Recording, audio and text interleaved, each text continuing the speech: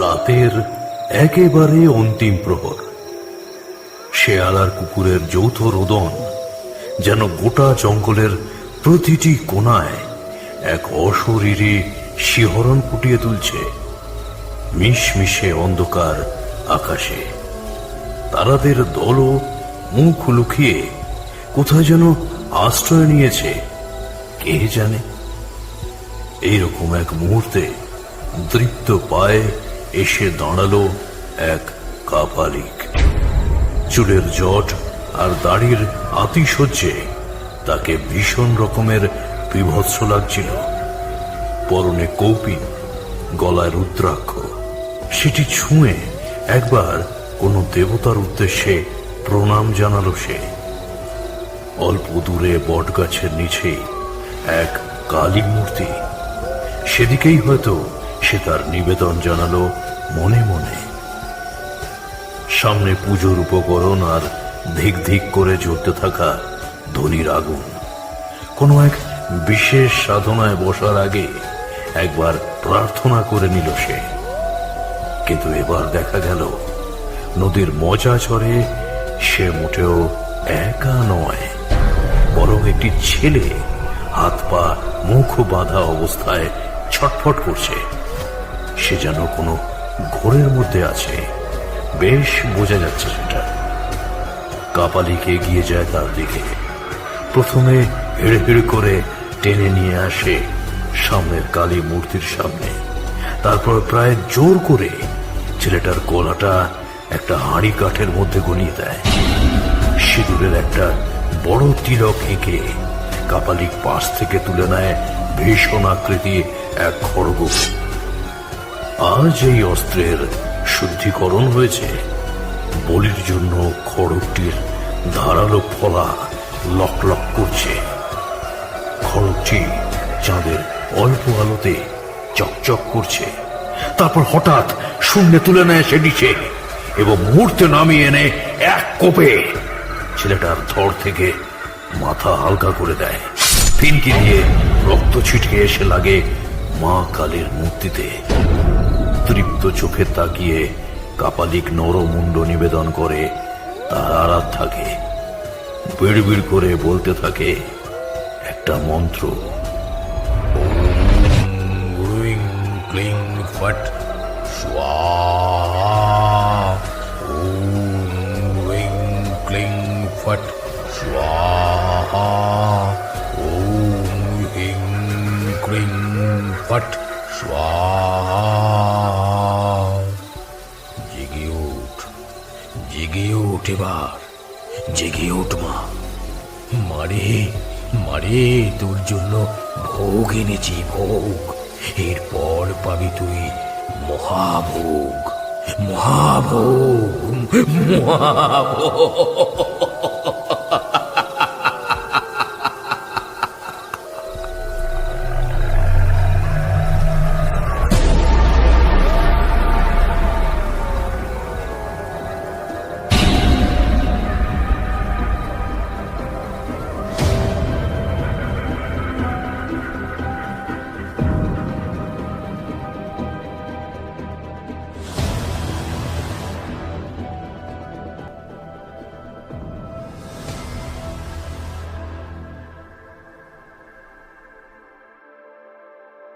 বিকেলের দিকে বেশ একচোট কালবৈশাখী হয়ে গেল।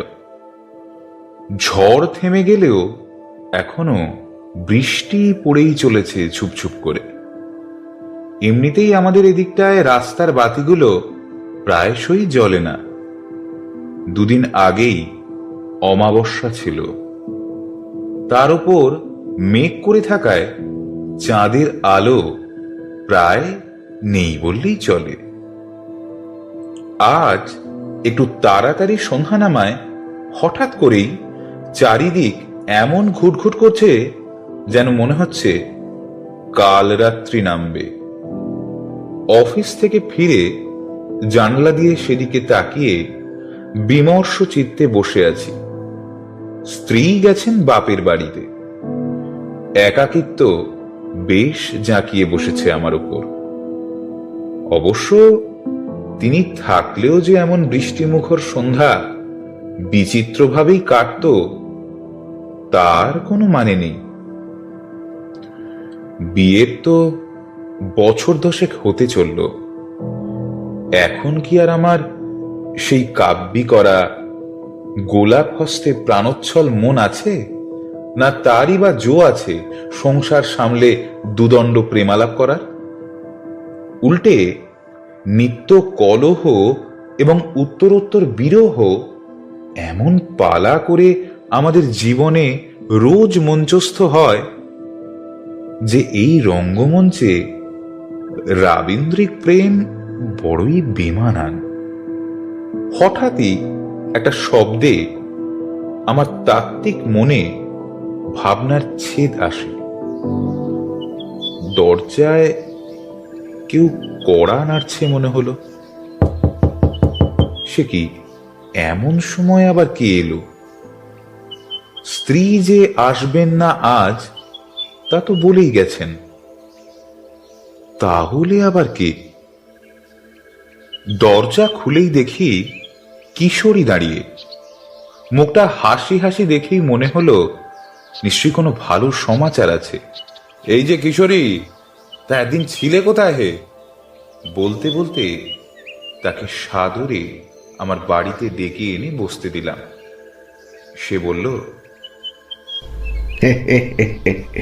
দেওঘর গিয়েছিলাম ভায়া, এই ফিরলাম সবে।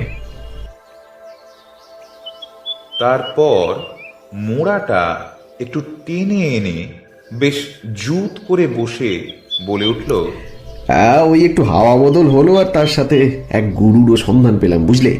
মনটা না ভারী প্রসন্ন হয়ে উঠলো তার তত্ত্ব কথা শুনে। তাই তো বলছি ভায়া, একটু ধম্মে কমে মন দাও না, ভালোই লাগবে, আমার কথা বিশ্বাস করো। আমি অবশ্য খুব একটা অবাক হলাম না। কিশোরী ইদানিং যেভাবে ধম্মকম্মের দিকে ঝুঁকেছে, ও যে এমনি এমনি হাওয়া বদলে যাবে না এ জানা কথাই। আমি বললাম, তা চাটা খাবে নাকি? অবশ্য তোমার বউঠান নেই, আমার হাতেই যা হোক একটা খেয়ে নিতে হবে আর কি। আরে আরে ওসব থাক, চলো এখন, উনি ফিরে এসেছেন। হ্যাঁ। আমি অবাক হয়ে জিজ্ঞাসা করলাম, উনি মানে কে ফিরে এসেছে? আরে কে আবার? জ্যোতিষ অর্ণব, আমাদের ঠাকুর মশাই। আরে চলো চলো। কি বলছো কি তুমি? তিনি ফিরে এসেছেন নাকি? কথাগুলো বলতে বলতেই লক্ষ্য করলাম কিশোরীর চোখ দুটো জল জল করছে। কার সম্বন্ধে যে সে এসব কথা বলছে তা আন্দাজ করা দুরূহ নয়, কারণ তার সান্নিধ্য আমাদের দুজনের কাছেই বড় সম্পদের মতো। তারানাথ তান্ত্রিক, ওর কাছে শুধু গপ্প শোনাই না, বরং তার জীবন দর্শনও আমায় বড়ই উদ্বুদ্ধ করে। বললাম, বলো কি হে, আবার আবার সেই পুরনো আস্তানাতেই তাহলে নাকি? আরে হ্যাঁ রে বাবা, হ্যাঁ, ওই মঠ লেনেই এসে উঠেছেন। আমাকে শেষ করতে না দিয়ে সে বলে উঠল, ও বিভূতি, আমার আর তর্স হয়েছে না, তাড়াতাড়ি চলো দেখি। এমন বাদলার দিনে তার গপ্প শোনার জন্য বড্ড উদ্গ্রীব হয়ে আছি আমি। চলো না হে, তুমিও তো আর ঝাড়া হাত পা, বউঠা নেই, তোমাকে আর কষ্ট করে চা করতে হবে না। সে না হয় চারির হাতে চার মুড়ি মাখা খেয়ে নেবখন। চলো চলো চলো, নতুন গপ্প তারানাথের সঙ্গে একটু আড্ডা না দিলে মনটা ভালো লাগে না। এই বাদলার দিনে একটু বেশ একটু গা ছমছমে তন্ত্রমিশ্রিত গল্প শুনবো, তা না হলে কি হয়? চলো চলো চলো। এই দেখো, পাসিং শো সঙ্গে করেই বেরিয়েছি। দেখলাম এমন সুযোগ সত্যি ছাড়ার নয়। উনি যখন এসে পড়েছেন, আবার একবার পাকড়াও না করলে হচ্ছে না। বললাম, তা চলো তাহলে, সঙ্গে একটু রাবড়ি নিয়ে নেব। কে জানে কোথায় ছিলেন কি সব ছাইপাশ খেয়ে কাটিয়েছেন কে জানে। বেশ তো, চলো না, তালতলার কাছেই তো মুস্তাফির দোকান, সেইখান থেকে নিয়ে নেবোক্ষণ। বলে উঠে পড়ল কিশোরী। আমিও ধুতিটা বদলে বেরিয়ে পড়লাম ওর সাথে। এমনিতে রাস্তাঘাট এত তাড়াতাড়ি শুনশান হয় না, কিন্তু আজ বাদলা হবার ফলে একটু বেশি নিঝুম চারদিকটা। দোকানপাট অবশ্য খোলা, কিন্তু খদ্দের নেই দেখে কেমন একটা ঝিম ধরা ভাব। ঝড় বৃষ্টিতে কুকুরগুলো কোথায় যে লুকিয়ে আছে কে জানে। মঠ লেনে ভদ্রলোকের আগের ঠিকানাতে পৌঁছতেই দেখি সেই পুরনো ফলকটি আবার দরজার বাইরে ফিরে এসেছে। সেই এক লেখা, আসুন ও দেখিয়া বিচার করুন।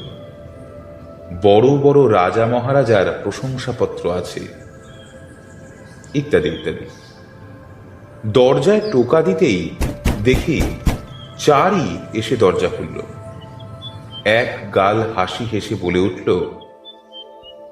কাকাবাবু, কতদিন পর এলেন, আসুন আসুন। আমি তার হাতে রাবড়ির হাঁড়িটা চালান করে দিয়ে বললাম, তা তোমরা কতদিন পর এলে বলো? আমরা তো আর কোথাও যাইনি, গেছিলে তো তোমরা। চারি রাবড়ির হাঁড়িটা সযত্নে নিয়ে আমাদের সম্ভাষণ করে ভেতরে নিয়ে আসতেই দেখি তারানাথ একটা তক্তপোষের ওপর বসে তামাক খাচ্ছে। আমাদের দেখে ছেলে মানুষের মতো হেসে উঠল। এসো এসো হে মানিক জোর, এসো, বলো কি সংবাদ? কিশোরী বেশ খানিক গদগদ হয়ে তার পাশে বসে বলে উঠল, সত্যি বলতে কি, যে কদিন ছিলেন না একেবারেই ভালো লাগতো না। আপনার কাছে আসাটা কেমন যেন একটা অভ্যেস হয়ে দাঁড়িয়েছে, বুঝলেন। আবার যে ফিরে এসেছেন, খুব ভালো লাগছে। বটে, তাই বুঝি একটা ছোকরাকে আমার কাছে পাঠিয়েছিল দীক্ষা নিতে। সে তো আর একটু হলেই মরতে বসেছিল যক্ষিণীর পাল্লায় পড়ে। আমি তো যার পর নাই অবাক।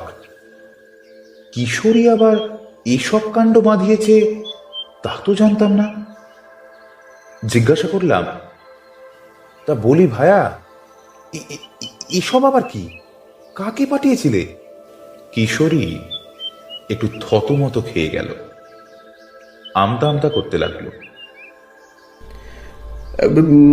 না মানে, সে আসলে আমার পরিচিত, ওই আর কি। মানে ভাবলুম যদি কোনো উপায় বাতলে দিতে পারেন তো ভালো হয়। কিন্তু বিপদের কথা কি বলছিলেন ঠাকুরমশাই? তারানাথ হুঁকোখানা নামিয়ে রেখে বললেন, ব্রতক্ষিণী, সে এক ভয়ানক যক্ষিণী, বুঝলে।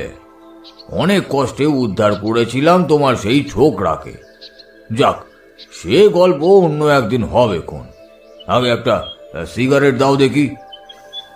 কিশোরী তার পাসিং শোয়ের প্যাকেটটা গোটাটাই দিয়ে বলল, আরে এই প্যাকেটটাই নিন, গোটা প্যাকেটটাই আপনার জন্য। সে না হয় হলো, কিন্তু আগে আপনি বলুন তো। ওইসব হবে না। গপ্প শোনার লোভ নিয়ে যখন এসেছি তখন না শুনে যাচ্ছি না। একদিন ছিলেন না দেখে অনেকগুলো দিন নষ্ট হয়েছে। আর নয়, একটা জমিয়ে গপ্প বলুন দেখি। আহা, ছিলুম নাকি আর সাধে? এক গুচ্ছতন্ত্রের সাধনায় নিজেকে নতুন করে নিমজ্জিত করতে চেয়েছিলুম, কিন্তু সে ধৈর্য আর এ বয়সে নেই, বুঝলে। তাই সতীঘাটের আস্তানা ছেড়ে আবার পুরনো জায়গায় ফিরলাম। বয়স হয়েছে তো নাকি, আজকাল আর সব কিছুতেই বেড়ে উঠি না। ওই যা একটু আধটু শিক্ষা আছে তাই চর্চা করি, বুঝলে। এরই মধ্যে চারি একটা কাঁশিতে করে তেল, নুন, কাঁচা লঙ্কা দিয়ে মুড়ি মেখে নিয়ে এলো।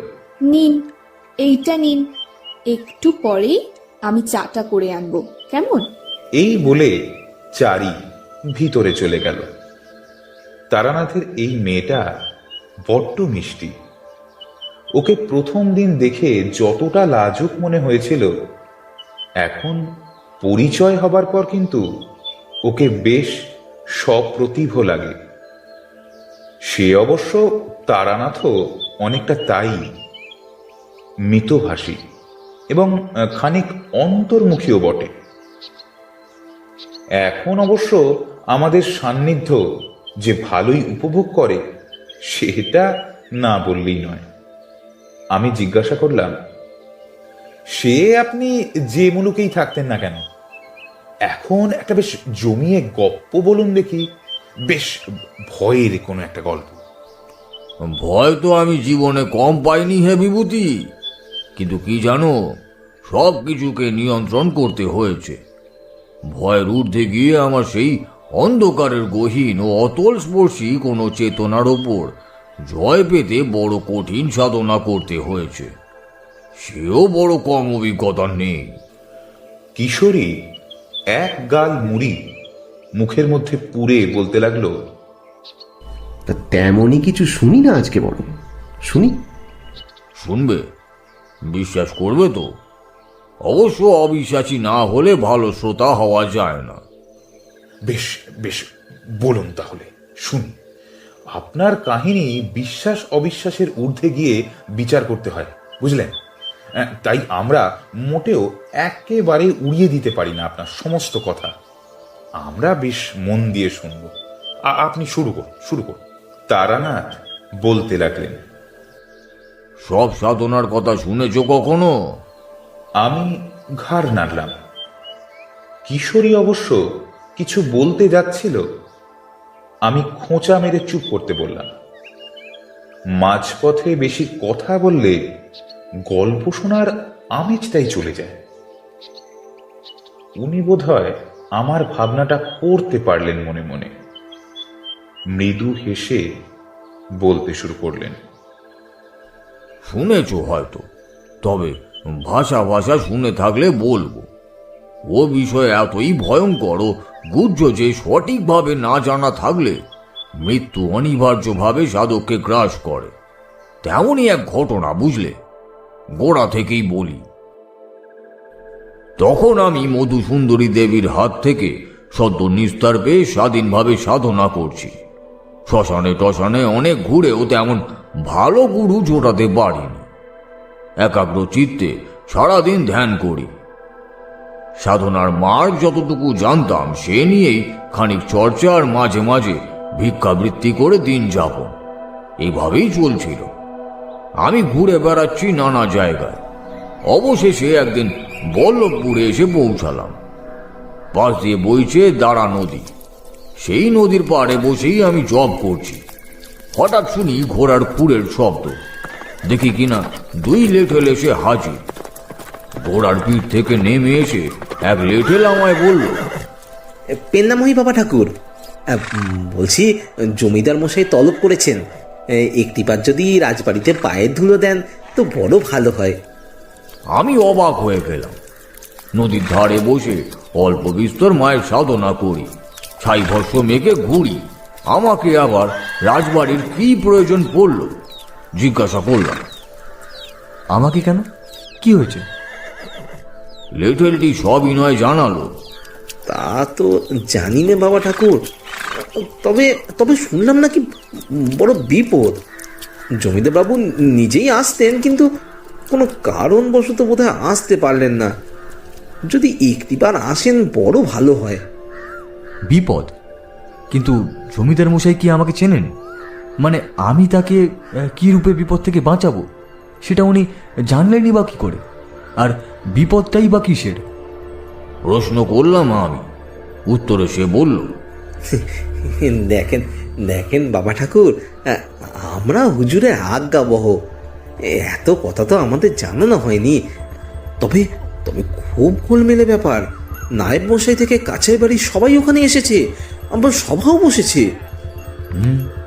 তাহলে তো বিষয় বেশ গুরুতর। আচ্ছা বেশ, তুমি যাও, গিয়ে বলো আমি এক্ষুনি আসছি। তোমাদের এই অশ্বে আরোহী হয়ে আমি যেতে পারবো না, আমি পদব্রজেই যাব। আচ্ছা আচ্ছা, যে আজ্ঞে বাবা ঠাকুর, যে আজ্ঞে। লেটেলরা চলে যেতে আমি উঠে বলল,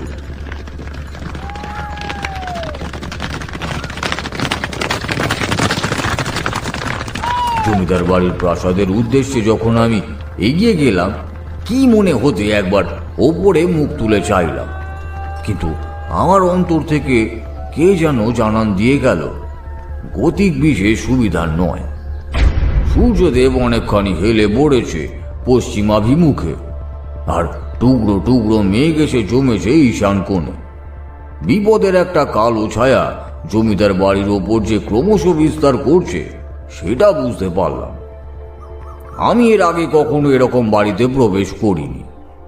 চাকচিক্য ও আভিজাত্য যে প্রবলভাবে রাজলক্ষণ ফুটিয়ে তুলছে এ বাড়ির প্রতিটি কোণায় তা এক ঝলক দেখলেই বোঝা যায়।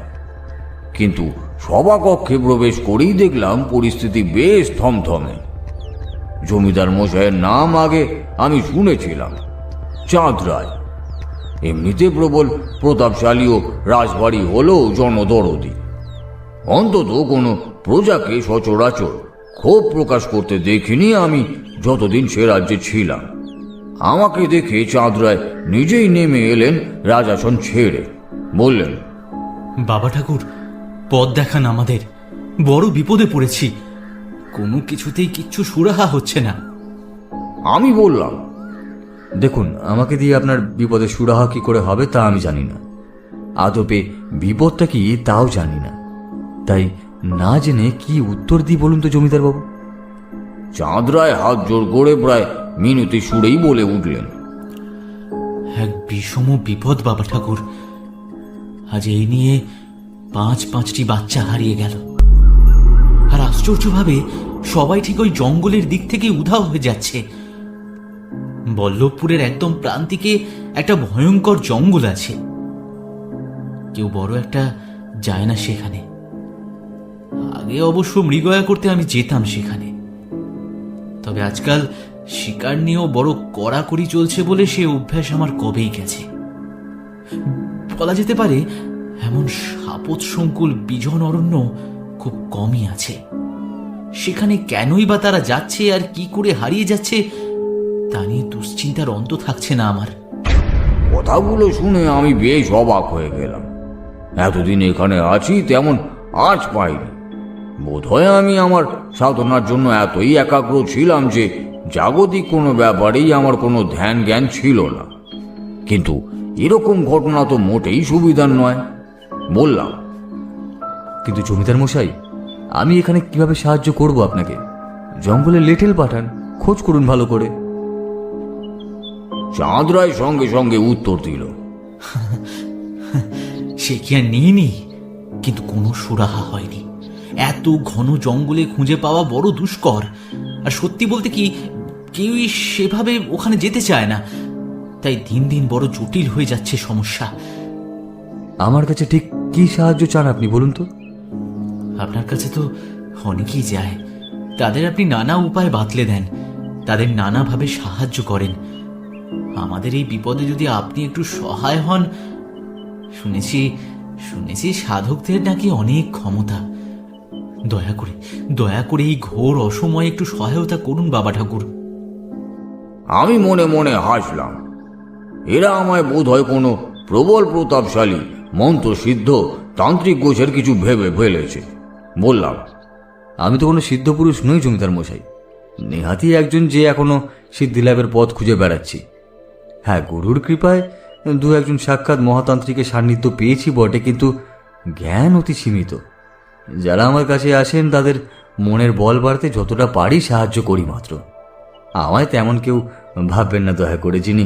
না বাবা ঠাকুর, অমন করে নিরাশ করবেন না। আমাকে মাঝপথেই থামিয়ে বলে উঠল চাঁদ রায়, দয়া করে পথ প্রদর্শন করুন। এই দেখুন ছেলে মেয়েগুলোর বাপ মায়েরা অনেক আশা নিয়ে এসেছে এখানে। তারাই আপনার কথা বলেছেন। আপনি ঠিকই পারবেন, আপনি নিশ্চয়ই পারবেন। আপনার যা ক্ষমতা তাই দিয়েই অন্তত বাচ্চাগুলোর হদিস দিন, বদলে আপনি যা চান তাই দেব। আমার কিছুই চাই না জমিদার মশাই, ওই বাচ্চাগুলো সুস্থ থাকুক, শুধু এই কামনাই করি। বেশ, আজ আমি ধ্যানে বসবো, যতটুকু পারি চেষ্টা করব সন্ধান দেওয়ার। তেমন ঘোর বিপদ হলে আমি নিশ্চয়ই সাহায্য করব, এই কথা দিলাম। আমার কথা শুনে এই প্রথম হাসি ফুটল জমিদার মশাইয়ের। উনি স্বউচ্ছ্বায় বলে উঠলেন, বেশ বেশ বেশ, এই এই আশ্বাসটুকুই অনেক বাবা ঠাকুর। আপনি বরং এখানেই থাকুন, যতদিন ইচ্ছা আপনি এখানে থাকুন। এখানে থেকেই সাধনা করুন দরকারে। জমিদার মশাই, আমি সাধক। সংসার ছেড়ে এই মার্গে বেরিয়েছি শুধুই সমগ্র জ্ঞান লাভের উদ্দেশ্যে। আমার এই আরাম বা রাজ ঐশ্বর্য কিছুতেই কোনো মোহ নেই। আমি আমার পুরনো আস্তানায় ফিরে যাচ্ছি, চিন্তা করবেন না। কিছু জানতে পারলে আমি সর্বাগ্রে আপনাকেই জানাবো। আমি আস্তানায় ফিরে এসে পুরো ঘটনাটা একবার ভাবার চেষ্টা করলুম। কাজটা বড়ই কঠিন। আমি অবশ্য জঙ্গলে ঢুকে খুঁজতেই পারতাম, সাহস বড় কম কখনোই ছিল না আমার। কিন্তু বিপক্ষে কে রয়েছে এবং কেন সে এক এক করে বাচ্চাদের গায়েব করছে সেটা বুঝতে হবে। এই যে কোনো বন্য প্রাণীর আক্রমণ নয় তা বুঝেছিলাম।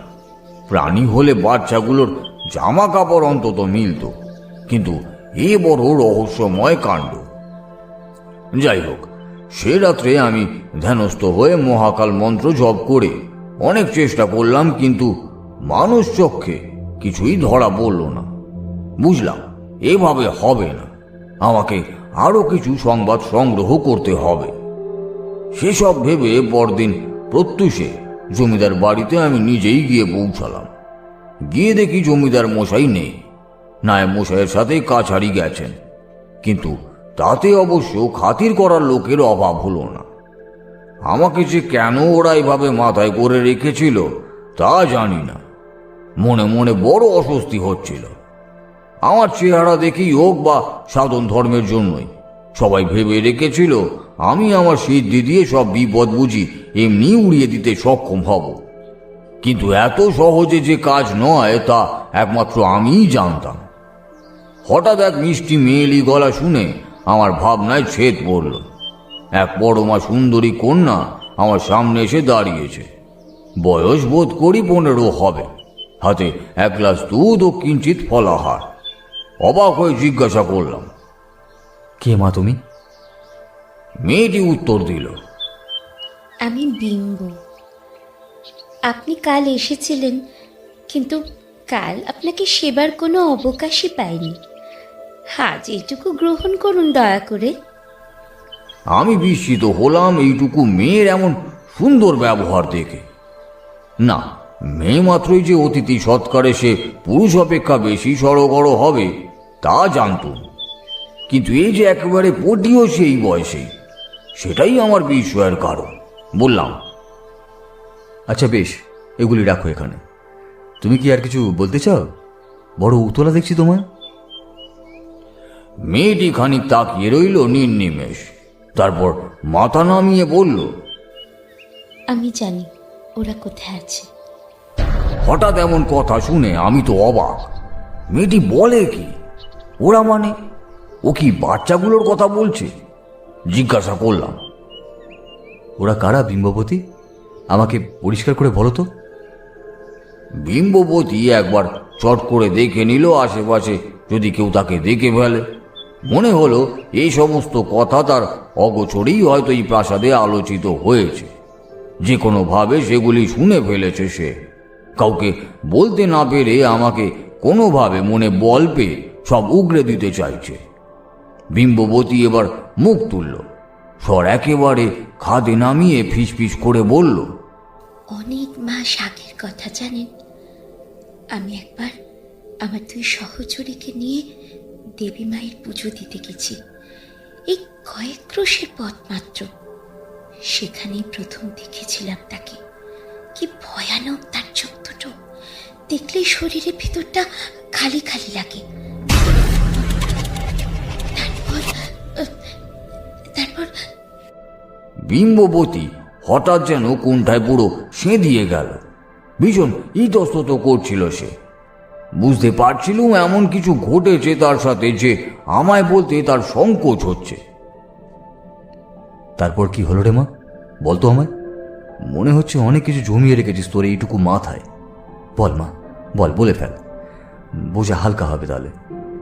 কিন্তু বিম্ব তখনও ইতস্তত করছে দেখে বুঝলাম ও হয়তো ভীষণ এক দ্বিধায় ভুগছে। আমি তাকে কাছে ডাকলাম, বিম্ব, এদিকে এসে বসতো মা, আয় এদিকে আয়। সে এসে বসতেই তাকে বললাম চোখ বন্ধ করতে। তারপর বললাম, শোন মা, যা বলতে পারছিস না তা বলার প্রয়োজন নেই। শুধু মনে মনে ভাব যে কেন পারছিস না বলতে। চোখ বন্ধ করে থাকতো দেখি কিছুক্ষণ। আমি তারপর ওর মাথার ঠিক মধ্যিখানে আমার দুই হাতের তর্জনী একসাথে স্পর্শ করে পরস্পরের সাথে সংযোগ করলাম। তারপর এক গুপ্ত মন্ত্র, যা আমি মাতু পাগলির কাছ থেকে শিখেছিলাম, সেটা আওড়াতেই সবকিছু ছবির মতো স্পষ্ট হয়ে গেল আমার সামনে। রৌদ্র উজ্জ্বল একদিনে পাহাড়ি মন্দিরে বেশ একটা জটলা। বিম্ববতী এসেছে তার সহচরীদের সাথে। দেবী মায়ের মন্দির গম গম করছে জনসমারোহে। হঠাৎই একটা চিৎকারে তাল কেটে যায় সবকিছু। এক ভীষণ দর্শন লোক বিম্ববতীর সামনে এগিয়ে যায় এবং এমন কিছু কথা বলে যা শুনে সকলেই তটস্থ হয়ে ওঠে। বিম্ব বলছে তাকে, শয়তান, এত সাহস! আমাকে এমন কথা বলার সাহস পাস কোথা থেকে? হ্যাঁ, তুই জানিস আমি কে? আমি সে প্রয়োজন বোধ করি না জানতে। আমার সাধনার জন্য তোকে প্রয়োজন। তুই আমার সাধন সঙ্গিনী হবি। তোর মধ্যে সে সমস্ত লক্ষণ রয়েছে। চল চল আমার সাথে, চল। লোকটির গলা ভীষণ রকম পুরু। উদ্দেশ্য যে খুব একটা সরল নয় তা তার ওই বাঁকা দৃষ্টি আর মুখমণ্ডলের ভাব দেখলেই বোঝা যায়। সে নির্বিকার ভাবে তাকিয়ে বিম্বর দিকে। পরনে একটা নেংটি মাত্র, চুলে জটা, মুখে ভস্য মাখা আর সারা গায়ে অদ্ভুত সব উল্কি আঁকা। বিম্ব যে খানিক ভয় পেয়েছে বোঝাই যাচ্ছে। সে পিছিয়ে আসে সব হয়। সরে যা বলছি। আমাকে এসব বলার সাহস পাস কোথা থেকে? আমার পিতা জানলে তোকে উচিত শিক্ষা দিয়ে ছাড়বে। হ্যাঁ, আমার নাম ভৈরব। আমি একজন সিদ্ধ কাপালিক। আমার সাথে এসব কথা বলা মানে মূল্যহীন। চল আমার সাথে। আমার সাধনা সম্পূর্ণ হবে তোকে পেলে।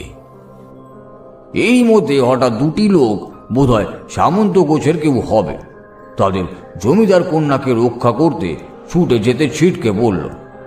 কাপালিকের হাতের ইশারায় কিছু একটা অদৃশ্য অস্ত্র নিক্ষেপ করেছে। চোখ দুটো দপদপ করে জ্বলছে মনে হলো। আগুনে চোখে তীব্র জ্বালা ধরানো দৃষ্টি। বুঝলাম এর কাছে বিশেষ ক্ষমতা রয়েছে। অত সহজে একে শায়েস্তা করা যাবে না।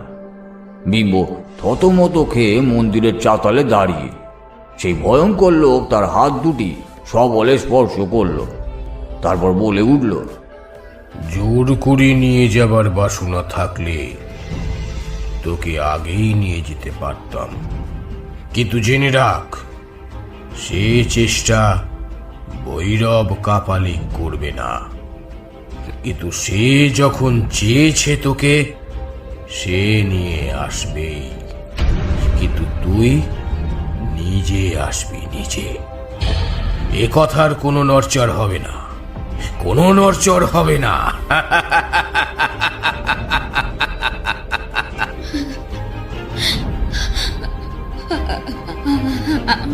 আমি আমি আমি হ্যাঁ, তুই তুই তুই তুই নিজেই আসবি আমার কাছে। সে ব্যবস্থা আমিই করব। আমি ভৈরব কাপালিক। আমি যা চাই সেটাই হবে, সেটাই হবে তোর ভবিতব্য।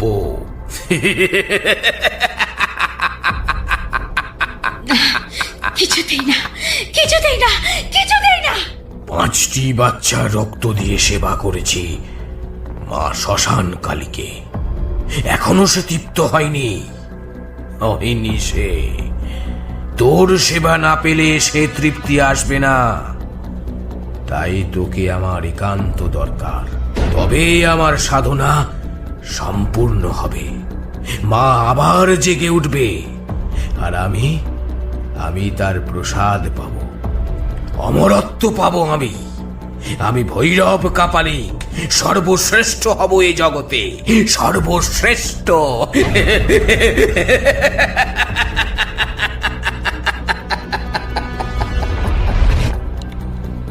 এতক্ষণ ধরে সব যেন ছায়াছবির মতো দেখছিলাম। 1 বছর 15 মেয়ের সবার সামনে নিজের সম্ভ্রমহানিতে যে বড়ই ব্যথিত সে আমি বেশ বুঝতে পারলাম। বললাম, এবার চোখ খোল মা। বিম্ব চোখ খুলল না।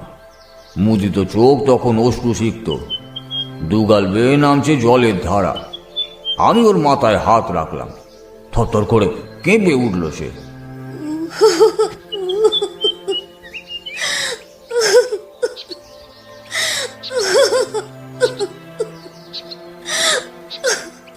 তারপর অভয় দিয়ে বললাম, ভয় নেই রে মা, আমি যতক্ষণ আছি তোর কোনো ভয় নেই।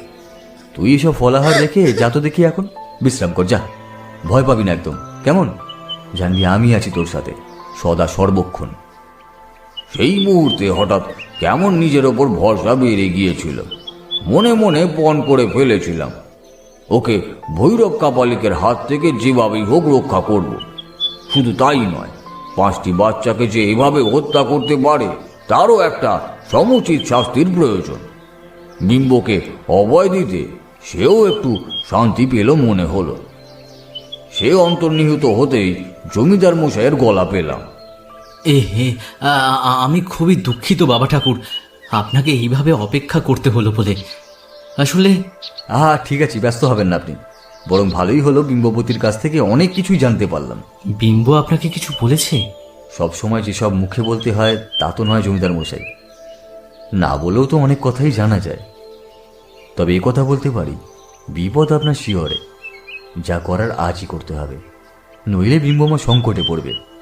ভৈরব কাপালির অশুভ দৃষ্টি এসে পড়েছে আপনার মেয়ের ওপর। ওই ভৈরবই এই সমস্ত অপহরণের জন্য দায়ী। জমিদার মশাই সন্ত্রস্ত চোখে আমার দিকে তাকিয়ে প্রায় আমার পায়ে মাথা রেখে পড়েন আর কি। আমি হ্যাঁ হ্যাঁ করে উঠলাম। আরে এ কি করছেন? এভাবে পায়ে হাত দিয়ে আমায় বিব্রত করবেন না। বাবা ঠাকুর, আমি জানি ওই বিপদ আমার পিছু ছাড়বে না, কিন্তু সে যে এইভাবে আমার ঘরে এসে ঢুকবে আমি তো ভাবতেও পারিনি। আমি জমিদার মশাইয়ের কথার খেই ধরেই জিজ্ঞাসা করলাম, তাহলে আপনি জানেন সব কথা? আমার দিকে খানিক স্থির দৃষ্টিতে তাকিয়ে ধরা গলায় জমিদার মশাই বলতে লাগলেন, কি আর বলি বাবা ঠাকুর, ভৈরব আগে এমন নিষ্ঠুর ছিল না জানেন। তবে সে কোনো কালেই বাধ্য ছিল না। ওর পিতা নারায়ণ প্রসাদ ছিলেন আমার মন্দিরের পূজারী, কিন্তু পুত্রের বিপথগামী হওয়ার সমস্ত লক্ষণ দেখা সত্ত্বেও তিনি কখনো শাসন করেননি। অন্ধ ধৃতরাষ্ট্রের মতো শুধু পুত্রের হয়ে সাফাই আর ওজোর করে গেছেন। বেশ চলছিল, কিন্তু এর ফল হলো মারাত্মক। ভৈরব যে তলে তলে কোনো অলক্ষণে তন্ত্র সাধনা করছিল আর ভয়ঙ্কর সব গুচ্ছ জ্ঞান আহরণ করে অদ্ভুত সব রীতি পালন করছিল, সেই কথা জানাজানি হতেই আমি নড়ে চড়ে বসি। নারায়ণ প্রসাদকে ডেকে পাঠাই, কিন্তু অদ্ভুতভাবে তিনি সমস্ত কিছুই অস্বীকার করলেন, কোনো কথা মানতে চাইলেন না। অথচ আমি বেশ বুঝলাম তিনি মিথ্যে বলছেন। গুপ্তচর মারফত আমি সমস্ত সংবাদ নিয়েই এই দোষারোপ করি। কিন্তু ভবি ভোলার নয় বাবা ঠাকুর, পুত্র স্নেহে অন্ধ নারায়ণ প্রসাদ আমার বিরুদ্ধচারণ করে নিজের পুত্রকে সে যাত্রায় রক্ষা করতে উঠে পড়ে লাগলো। আমি অবশ্য হাল না ছেড়ে আবারও চড় লাগালাম, যাতে সে কোনো মতেই কোনো নিষিদ্ধ তন্ত্র সাধনা না করে। বাবা ঠাকুর, এই বলি, কালা জাদু এসব আমি ঘৃণা করি। মানুষজন এসবের বশবর্তী হয়ে অনেক অন্যায় বুজরুকি করে, এমনকি এসব তন্ত্রের প্রভাবে প্রাণ সংশয়ও ঘটে। সেসব ভেবেই আমি ভৈরবকে রুখতে কোনো ত্রুটি রাখলাম না। তবে সে বড় চতুর স্বভাবের তো, তবে যা করতো সবই লোকচক্ষুর আড়ালে। আমি তাকে হাতে নাতে ধরতে চেয়েছিলাম। এমনই একদিন খবর পেলাম জঙ্গলে শ্মশানকালী মায়ের পোড়ো মন্দিরের সামনেই সে আবার তন্ত্র সাধনায় ব্রতী হয়েছে। লেঠেল নিয়ে আমি নিজেই গেলাম বাবা ঠাকুর। তারপর যা দেখলাম, আজও ভাবলে আমার ভয়ে গা শিউরে ওঠে। জমিদার মশাই ক্ষণিকের জন্য থামলেন। আমি জিজ্ঞাসা করলাম, কি দেখলেন? জমিদার মশাই খানিক বিরতির পর আবার বলতে লাগলেন, সে এক ভয়ানক দৃশ্য ঠাকুর। ভৈরব রক্তবর্ণ পট্ট বস্ত্র পরে বসে রয়েছেন পদ্মাসনে, তার চারিদিকে অদ্ভুত সব দ্রব্যাদি। কয়েকটি চিহ্নিত করতে পারলাম: পায়েসান্ন, সুরা, মাসকলাই, তিল, কুশ, শ্বেত সর্ষে, দ্বীপ, ধূপ, এলাচ, লবঙ্গ ইত্যাদি। রয়েছে মৃগ চর্ম, যজ্ঞ কাঠ, ধূপের কড়া গন্ধে মম করছে চতুর্দিক। আর সেসবের সামনে বসে নারায়ণ প্রসাদ ও ভৈরব দুজনেই। আমি অবাক, এ কি, এরা তাহলে শট করে দুজনেই এই কাজে ব্রতী হয়েছে। দেখি কি, নারায়ণ প্রসাদ জোর হাত করে রয়েছে আর ভৈরবের দু চোখ অর্ধ নিমিলিত। সে অদ্ভুত এক মন্ত্র পাঠ করে চলেছে। আদ্যের দেবতা বন্দি বন্দি নিরঞ্জন, ধর্মে বন্দনা করি মন্ত্রের কারণ। বন্দি বিজয়ার দুর্গা হয়ে সাবধান, মনসা মাতায় নাগরী যুবতী প্রদান। আদ্যের দেবতা বন্দি বন্দি নিরঞ্জন, ধর্মে বন্দনা করি মন্ত্রের কারণ। বন্দি বিজয়ার দুর্গা হয়ে সাবধান, মনসা মাতায় নাগরী যুবতী প্রদান। মা, মারে মা, তোর সাধনা আজ আমি পরিপূর্ণ করব। সমস্ত উপাচার করেছি, আয়োজনে কোনো ত্রুটি হবে না মা। বীজ মন্ত্রে এবার 10 দিক পরিক্রমণ করব আমি, তারপর হবে বলিদান। তোর জন্য ভোগ সাজিয়ে দেব মারে, ভোগ সাজিয়ে দেব। মা, মা, শুধু মুখ্য দিস, শুধু মুখ্য দিস আমায়। মহামুখ্য, মহামুখ্য মা, মহামুখ্য, শুধু মুখ্য চাই মা, মুখ্য। মারে মা, মারে মা, মা, মুখ্য দিস মা, মুখ্য, মুখ্য দিস, মুখ্য দিস। ভৈরব তারপর ক্রমাগত মন্ত্র পাঠ করে যায় এক অদ্ভুত হিম শীতল কণ্ঠে, আর সেই সাথে গোটা জঙ্গল আন্দোলিত হতে থাকলো ওর ওই ভয়ঙ্কর মন্ত্র পাঠের সাথে সাথে। ওম রিং দুং দুর্গায় নমঃ, ওম রিং দুং দুর্গায় নমঃ, ওম রিং দুং দুর্গায় নমঃ, ওম রিং দুং দুর্গায় নমঃ, ওম রিং দুং দুর্গায় নমঃ। এসব বলতে বলতে ভৈরব 10 দিকে কিছু শ্বেত সর্ষে ছড়িয়ে দিতেই অদ্ভুতভাবে এক অগ্নি বলয় ওদের গ্রাস করলো, আর এক পরিত্রাহী চিৎকার। উফ, সে যে কি ভয়ঙ্কর চিৎকার আমি বলে বোঝাতে পারবো না বাবা ঠাকুর। কেউ যেন পাতাল লোক থেকে উঠে এসে আকুল স্বরে কেঁদে চলেছে। সেই কান ফাটানো চিৎকারের চোটে ভয়ে পাগল হয়ে তৎক্ষণাৎ আমার ওই 2-3 লেঠেল পালিয়ে গেল, আর 2 ওখানে অজ্ঞান হয়ে গেল। আমি তবু একা কোনো মতে দেখতে লাগলাম ওদের কাণ্ড কারখানা। দেহবন্ধন সম্পূর্ণ হয়েছে। এই স্থানে উপস্থিত সমস্ত দেবতা, রাক্ষস, পিশাচ, উপমহাদেবী, যক্ষ, গন্ধর্ব, ডাকিনী, হাকিনী, শাকিনী সবার উদ্দেশ্যে পুষ্পদান সম্পূর্ণ। বাকি মহাকালীর জন্য বলিদান। আপনি প্রস্তুত তো পিতা? সর্বনাশ, এরা কি তবে বলি প্রথার পথ বেছে নিল? কিন্তু বলি দেবে কে? কেউ তো নেই। সে পিতাকে ডাকছে কেন? এসব ভাবছি, হঠাৎ দেখি নারায়ণ প্রসাদ উঠে দাঁড়িয়ে হাত জোর করে অদৃশ্য কারোর উদ্দেশ্যে প্রণাম জানালেন। তারপর হাঁটু মুড়ে বসে সামনের হাঁড়ি কাঠে গলা বাড়িয়ে দিলেন। ভৈরব খাড়া হাতে হট্ট হাসি করে উঠল।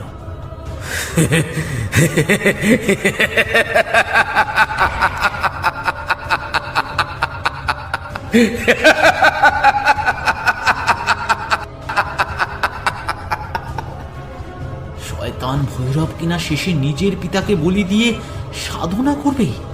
এ কি অনাচার! 7 পাঁচ ভাবছি এমন সময় সে জয়মা তুলে খড়গ তুলে নিল শূন্যে, আর আমিও থাকতে না পেরে চিৎকার করে তেড়ে গেলাম সমস্ত আশঙ্কা দূরে ঠেলে রেখে। জয় মা, জয় মা, জয় মা, জয় মা, জয় মা। এই শয়তান, তবে রে! মুহূর্তের বিলম্বে সমস্ত কিছু গোলমাল হয়ে গেল ঠাকুর। ভৈরব খড়গ দিয়ে কোপ বসিয়ে দিয়েছে, আর আমিও পদাঘাতে ভৈরবকে ভূপাতিত করে ফেলেছি। সঙ্গে ওষি ছিল, তাই দিয়েই ভৈরবকে কোনো মতে সায়স্তা করতে করতেই লক্ষ্য করলাম নারায়ণ প্রসাদের মুন্ডহীন ধর খানিক ছটফট করে স্থির হয়ে গেল, আর ওই ভীষণ বিস্ফারিত চোখ কাটা মাথার মধ্যে এমনভাবে আমাকে দৃষ্টিবিদ্ধ করলো যে ভয়ে আমার অন্তরাত্মা শুকিয়ে গেল। কিন্তু বাবা ঠাকুর, আমার ধমনীতে বইছে রাজ রক্ত, অত সহজে আমাকে কাবু করা যায় না। তাই কোনো মতে নিজেকে শক্ত করে ভৈরবকে কোণঠাসা করতে বেগ পেতে হলো না। লেঠেলদের নিষ্ক্রিয়তা সত্ত্বেও আমি একাই ভৈরবের সাধন সামগ্রী সমস্ত তছনছ করে ফেললাম। শুধু দুঃখের বিষয় যে নিরস্ত হয়েও আমার হাতে বন্দী হল না, কোনো মতে আমার হাত ছেড়ে পালিয়ে গেল। যেতে যেতে আমার প্রতি বিষ দৃষ্টি হেনে ভয়ঙ্কর কিছু কথা বলে গেল। আমার সাধনা অসম্পূর্ণ রইল শুধু তোর জন্যে। তোর এই কর্মের উপযুক্ত বদলা আমি নেবই। তোকে দিয়েই আমি আমার সাধনা পূর্ণ করব। তারপর তোর বংশ আমি ধ্বংস করে ছাড়বো, শেষ করে ফেলবো সব। মনে রাখিস আমার নাম ভৈরব কাপালিক। তোর সর্বনাশ করে আমি ছাড়বো, ধ্বংস করে দেব, সব ধ্বংস করে দেব, আমি ধ্বংস করে দেব।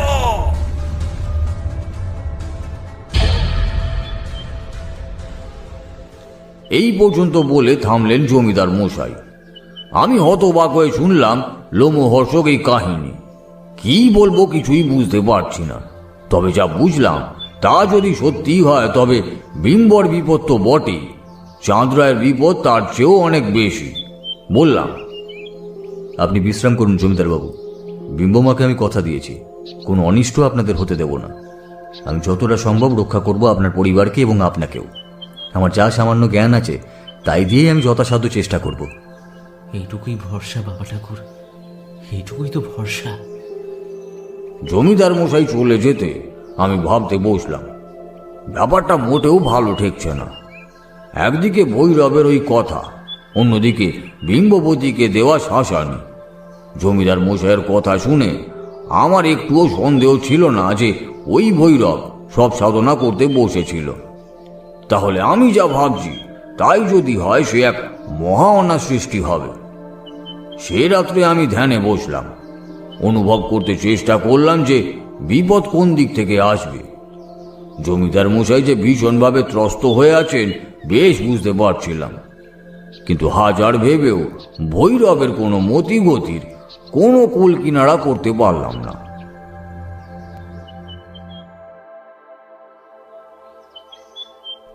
পরদিন সকালে বিপদ একেবারে জানান না দিয়ে সটান এসে হানা দিল জমিদার বাড়িতে।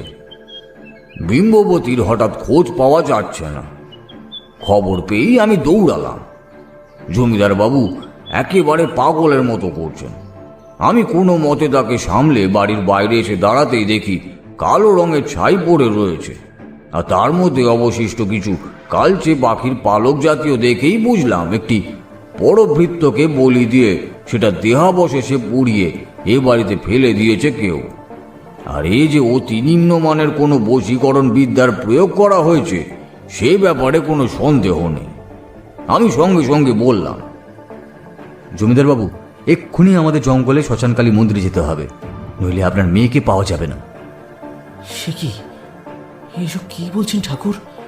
তবে সব বোঝানোর সময় নেই জমিদারবাবু। ভৈরব বশীকরণ বান প্রয়োগ করেছে। আপনার মেয়ে এখন তার অধীনস্থ।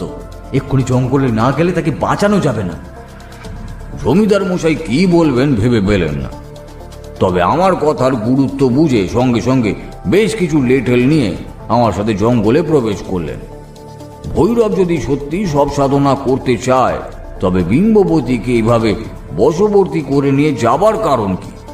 তাকে তো সে বলি দিতে পারবে না, তাকে সঙ্গিনী করতে পারে বলে শাসিয়েছিল সে। কিন্তু তাও মনটা কেমন খুঁত করছে। সব সাধনা অতি বিষম সাধনা, সবাই এ কার্য করতে পারে না, বুঝলে। পুরশ্চরণ সম্পন্ন বীর সিদ্ধিং সমাচরেত, পুত্র দ্বারা ধনস্নেহ লোভ ও মোহ বিবর্জিত।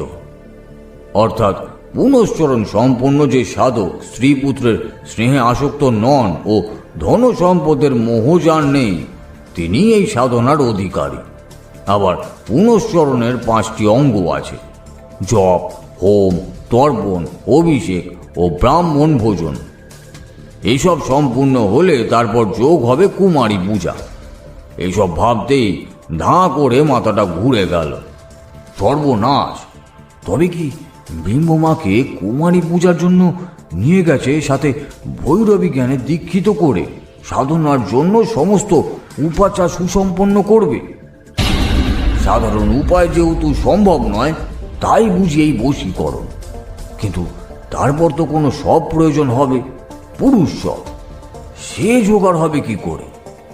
ভৈরবের নামে যেমন ঢিডি পড়ে গেছে, এত সহজ হবে না যে কাজ।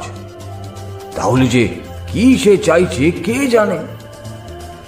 বেশ খানিকটা আসার পরে লক্ষ্য করলাম একটা মন্দিরের চূড়া। তা দেখি জমিদার মশাই হাঁটার গতি বাড়িয়ে প্রায় দৌড়াতে দৌড়াতে সেখানে পৌঁছলেন। আমিও এসে যা দেখলাম শিউরে উঠলাম। একটা ব্যবসা পচা গন্ধ বেরোচ্ছে। মনে হলো কোনো জীব হত্যা ঘটে গেছে। তাজা রক্ত আর সাথে পচা মাংসের গন্ধ। অজস্র ফুল আর সিঁদুর মাটিতে মাখামাখি হয়ে রয়েছে। তারই মধ্যে বসে রয়েছে বিম্ববতী। তার গলায় গাঁদা ফুলের মালা। সে যে নেশাগ্রস্তের মতো ঢুলছে তা বেশ বুঝতে পারলাম। তাকে এমন কিছু সেবন করানো হয়েছে যে সে আর স্বাভাবিক নেই। আমি কিছু বলার আগেই চাঁদরায় হুড়মুড় করে এগিয়ে গিয়েই বিদ্যুৎ পৃষ্ঠের মতো ছিটকে পড়লেন। আর তখনই অট্ট হাঁচিতে ফেটে পড়ল এই জঙ্গল।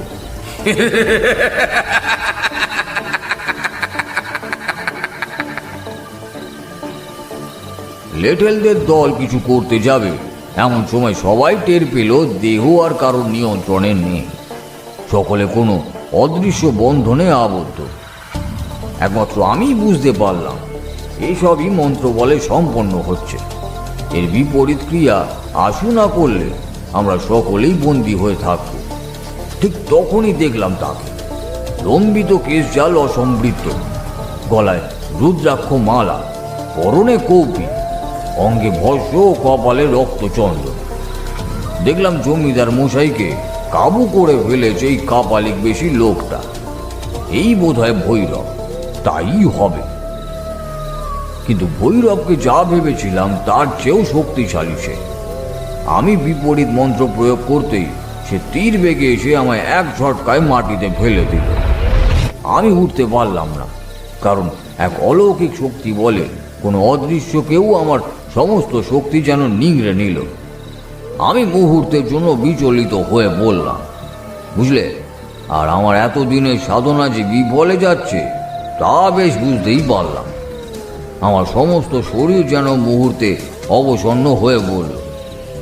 ভৈরব আমার দিকে তাকিয়ে চিৎকার করে উঠল, নিজে একজন সাধক হয়ে অন্যের সাধনায় বাধা দিতে যাস না। মনে রাখবি, আমরা সবাই এক, শুধু মার্গটা আলাদা। চাঁদ পূর্বেই আমার সাধনায় বিঘ্ন ঘটিয়েছিল। এবার তারই মেয়েকে আমি আমার সঙ্গিনী করে তার সামনেই তার বাপের সবে সাধনা করে অভীষ্ট লাভ করব। তবেই পাবো মহামোক্ষ। আমার গা হাত হিম হয়ে এল। এসব কি শুনছি আমি? এর কোনো প্রতিকারও করতে পারবো না যে। হাত পা বহু কষ্টেও মুক্ত করতে পারলাম না ভৈরবের বন্ধন থেকে। সে এখন আমার সামনেই উপাচার শুরু করেছে। যাগ ভূমি প্রদক্ষণ, গুরু, গণেশ, বটুক, যোগিনী, মাতৃকা এদের পুজো সম্পূর্ণ করে সে এখন ডাকিনী ও যোগিনীদের স্বামীশ বলি প্রদান করতে শুরু করল। সেই সাথে আওড়াতে লাগলো বীজ মন্ত্র। ওম হ্রিং দুম দুর্গাবৈ নমঃ। ওম হ্রিং দুম দুর্গাবৈ নমঃ। ওম হ্রিং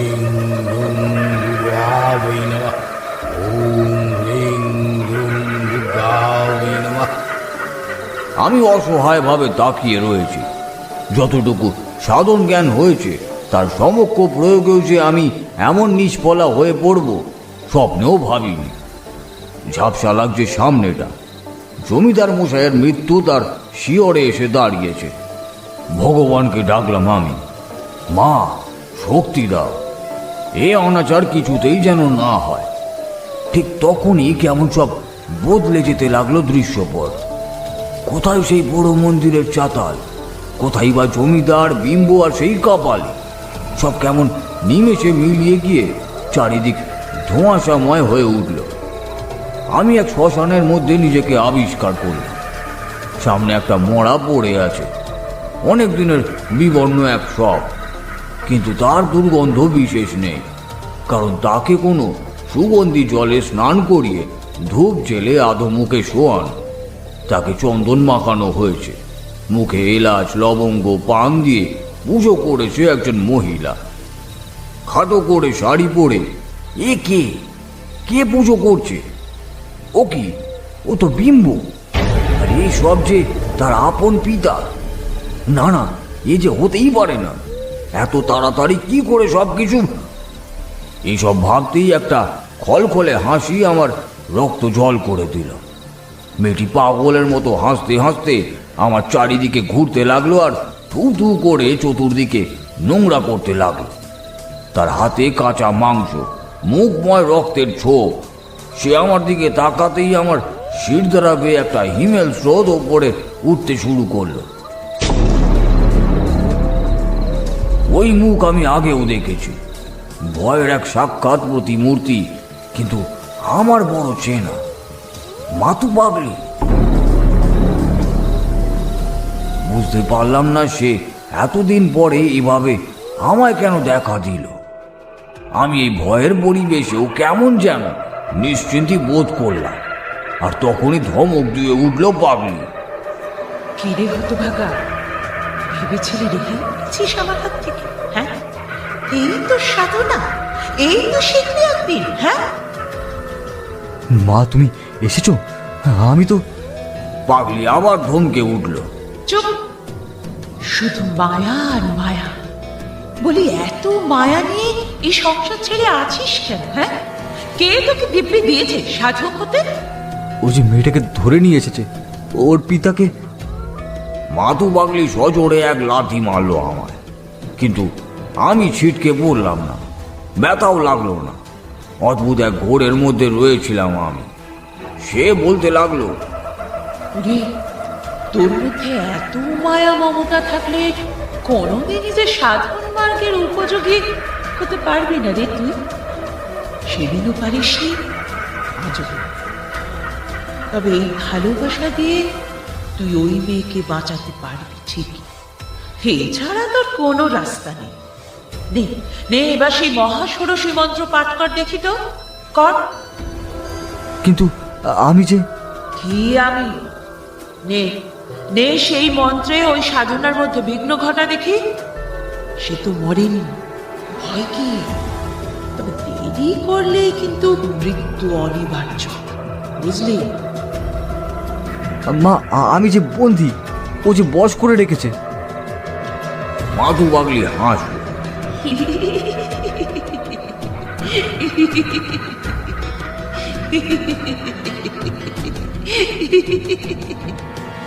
তারপর আমার কানের কাছে মুখ নিয়ে এসে ফিসফিসিয়ে কি যেন বলল। সঙ্গে সঙ্গে অনুভব করলাম আমি যেন বন্ধন মুক্ত হয়েছি। শুধু তাই নয়, পাগলি আমায় কোনো গুহ্য মন্ত্র বলল। সেই মন্ত্র আমিও পাঠ করতে শুরু করলাম। সঙ্গে সঙ্গে দেখি কি সব আবার উধাও। আমি আবার ফিরে গেছি সেই বড় মন্দিরের চাতালে। ভৈরব এখন পদ্মাসনে বসে, জমিদার মশাই জ্ঞানহীন দেহে ভূপাতিত।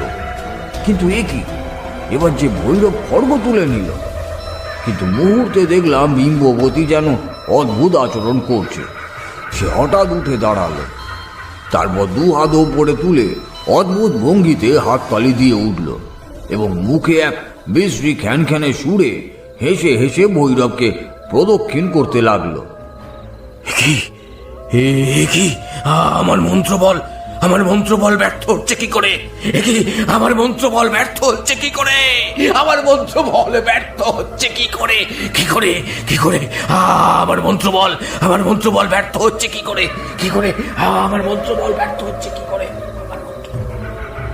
আমি বুঝলাম মাতু পাগলির দেওয়া গুচ্ছ মন্ত্রে বশীকরণ ক্রিয়া লঘু হতে শুরু করেছে।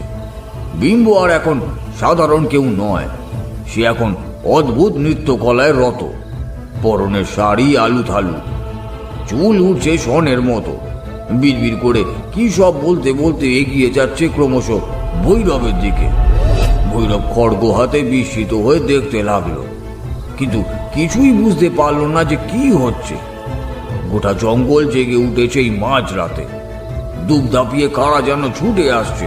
তীব্র বেগে ঠান্ডা বাতাস বলছে এসব লক্ষণ সুবিধার নয়।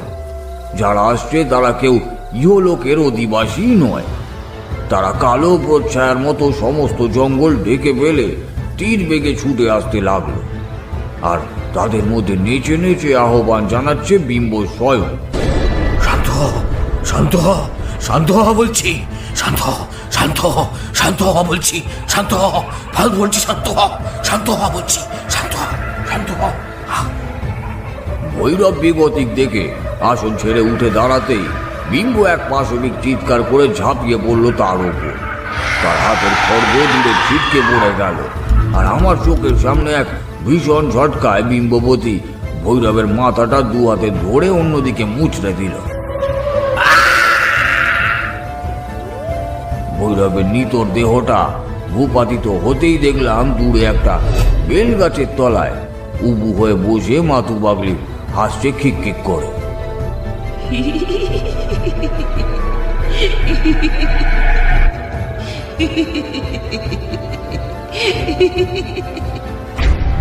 আর কি আশ্চর্য, বিম্ববতীকেও অবিকল তারই মতো লাগছে। এরপরই দেখলাম দুজনের দিকে এগিয়ে যেতে যেতে এক সময় মিশে গেল চাল। তারপরই ধূপ করে শব্দ হতেই দেখি বিম্ব মাটিতে পড়ে গেল। ভৈরবের মৃত্যু আর বিম্বর এভাবে শোধ নেওয়া দেখে বুঝলাম অপূর্ণ সাধনা ও লালসার অভিপ্রায় নিয়ে সংগঠিত এই পুজো দেবী নেননি। মহাডামুরি সাক্ষাৎ বিম্ববতীর রূপে ভৈরবকে নৃশংসভাবে হত্যা করেছে। আমি দু হাত মাথায় ঠেকিয়ে মাতু পাগলিকে মনে মনে নমস্কার জানালাম। সত্যি ওর মতো সাধিকার দেখিনি কখন। মনে মনে আওড়ালাম মহামৃত্যুঞ্জয় মন্ত্র। সে মন্ত্র আওড়াতে আওড়াতেই ছুটলাম বিম্বর কাছে। তারপর দৌড়ে গিয়ে পরীক্ষা করলাম জমিদার মশাইকেও। সুখের কথা ধীর লয় হলেও দুজনেরই নাড়ি চলছিল। আমি একটা দীর্ঘশ্বাস ফেললাম অবশেষে। ভোরের আলো ফোটার আগেই ওদের জ্ঞান ফিরেছিল। সারা রাজ্যে কি তাণ্ডব দেখেছি সে আর ওদের বলিনি। দুজনকে অক্ষত দেহে পৌঁছে দিয়ে তবে আমি ফেরার পথ ধরি। অনেক করে বলেছিল থেকে যেতে সে রাজ্যে, কিন্তু তোমরা তো জানোই আমি ওসব আতিথ্য নিতে বিশেষ সড়গর নই। তাই আবার বেরিয়ে পড়ি অন্য কোনো গন্তব্যের উদ্দেশ্যে। সে অবশ্য অন্য এক গল্প, শুনতে গেলে আরো সময় লাগবে। তারানাথ আরো কিছু বলতে যাচ্ছিল, কিন্তু আমার আর সময় দিলে চলবে না। তাড়া লাগালাম কিশোরীকে। আচ্ছা, এই একটা গপ্প তো হলো আজকের মতো, নাকি আবার একদিন শুনলে হতো না? কিশোরীও সায় দিল। হ্যাঁ হ্যাঁ হ্যাঁ, তাই হোক। আজ উঠি ঠাকুর, আর একদিন আসবোক্ষণ, ঠিক আছে? চলো হে বিভূতি। তারানাথ বেচারি আজ বোধ হয় আরো গপ্প বলার তালে ছিল। আসলে কথা বলার মতো লোক তো তেমন নেই। এক যাই আমরাই আসি ঘন ঘন, তাই সেও একটু গপ্প করে বাঁচে।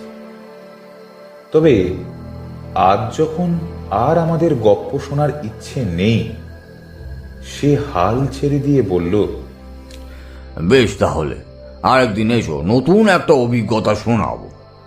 আচ্ছা, আজ আসি তাহলে, অনেক রাত হয়ে গেল যে।